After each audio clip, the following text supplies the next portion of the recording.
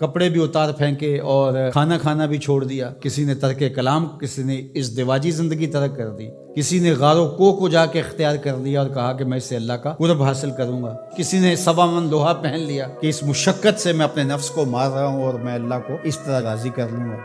تو اس طرح سے اپنے آپ کو مشقت میں مبتلا کر دیا اور وہاں جا کھڑے ہوئے جہاں شریعت نے ان کو کھڑا ہونے کا نہیں کہا ہے۔ تو پھر کیسے زندگی میں نیکی کا حقیقی تصور ابھر سکتا ہے؟ کہا کہ اس کو ابھارنے کے لیے، حقیقی رہنمائی لینے کے لیے تمہیں پیغمبروں کی دہلیز پہ آنا ہوگا۔ جب پیغمبروں کی دہلیز سے ہٹو گے پھر خود ساختہ چیزیں، یہ جو رہبانیت گھڑی ہے ماضی میں یہود نے، نصارہ نے، یہ حضرت عیسیٰ علیہ السلام کی اور ان پیغمبروں کی تعلیمات نہیں تھی، انہوں نے خود گھڑی ہے کہ ہم یہ نہیں کریں گے، ہم وہ نہیں کریں گے۔ اسلام نے اس کی نفی کر دی، سرے سے نام لے کر، لا رہبانیت فی الاسلام، اسلام میں رہبانیت نہیں ہے۔ اسلام کی رہبانیت ایک ہی بتائی گئی ہے اور وہ جہاد ہے، جس میں آپ اپنا سب کچھ پیش کر دیتے ہیں، اور اس کا مقصد بھی غلبہ حق ہے، اسلام کے پرچم کو بلند کرنا۔ باقی آپ کو انفرادی طور پہ کچھ وقت کے لیے تبتل اختیار کرنے کا کہا، جس طرح رمضان المبارک میں آپ اعتکاف بیٹھیں، آپ نماز میں یکسو ہو جائیں، تو کچھ مخصوص چیزیں ہیں جس سے آپ کی تربیت ہوتی ہے،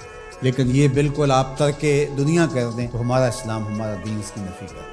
اس لیے انبیاء علیہ السلام کے ساتھ اپنے آپ کو جوڑنا اور کامل اتباع پیغمبروں کی اختیار کرنا، یہ قوموں کو منظم کرتا ہے۔ اس لیے ہمارے لیے ہمارے آقا و مولا حضور ختم المرتبت صلی اللہ علیہ وآلہ وسلم کی سنت سے ہی نیکی کا حقیقی تصور پیدا ہو سکتا ہے۔ خلاف پیمبر کسے را گزید، ہرگز نخواہت بمنزل رسید۔ سعدی شیرازی فرماتے ہیں حضور کے بتائے ہوئے طریقے سے ہٹ کر کے اگر کسی نے کوئی طریقہ اختیار کیا، وہ منزل کے قریب پھٹک بھی نہیں سکتا ہے۔ منزل نصیب ہوگی تو حضور کے قدموں سے نصیب ہوگی۔ اس لیے النبیین، نبیوں پر ایمان لانا یہ بر ہے۔ وآت المال علی حبہ ذوی القربى والیتامى والمساکین وابن السبیل والسائلین وفی الرقاب، اور اپنا مال، اس مال کی محبت کے باوصف دینا۔ ایک تو ہے کہ مال کی محبت نہیں ہے اس کو دینا، یعنی وہ مال جو آپ کے اوپر بوجھ بنا ہوا ہے، گھر پڑا یہ کھانا خراب ہو رہا ہے تو بیوی بھی بار بار کہتی ہے اس کو کہیں ٹھکانے لگاؤ یا باہر پھینکاؤ یا کسی کے منہ میں پڑ جائے، تو وہ اگر اٹھا کر آپ کسی گلی میں گزرتے فقیر کو دے دیتے ہیں تو آپ اس کو نیکی سمجھتے ہیں۔ خود سمجھو ذرا کیا یہ نیکی ہے؟ تم تو اپنے سر سے بوجھ اتارا ہے، دینا کون سا ہے؟ وآت المال علی حبہ، مال کی محبت آپ کے اس کو جدا کرنے کو جی نہ چاہے، لیکن اللہ کی محبت میں پھر بھی اس کو جدا کر، اس مال کی محبت ہو تمہارے اندر۔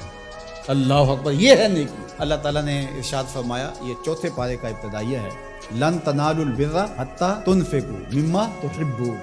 وہاں بھی بر کا، اتنی دیر تک تم بر کو پہنچ نہیں سکتے، نیکی کو حاصل ہی نہیں کر سکتے۔ لن تنالو، آپ طلباء سے پوچھئے، حرف ناصب جب مضارع پہ داخل ہوتا ہے تو مستقبل کی ابدی نفی کرتا ہے، تو فرمایا کہ تم نیکی کو حاصل کر ہی نہیں سکتے حتی تنفقوا، یہاں تک کہ تم خرچ کرو، مما تحبون، اس مال سے جس کو تم پسند کرتے۔ یہ تو اللہ کا کرم ہے کہ مما تحبون کہہ دیا۔